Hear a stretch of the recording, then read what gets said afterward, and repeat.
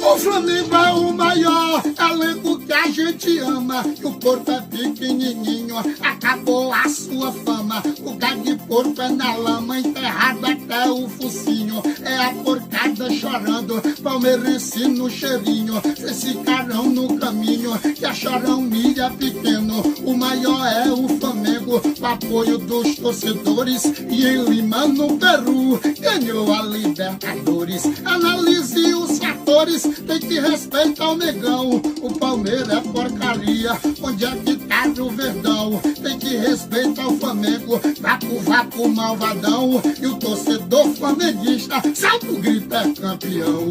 O porco virou bisteca, as tampas pegou lapada. Pra cair um palmeirense, eu não quero saber de nada. Flamengo campeão! Flamengo campeão!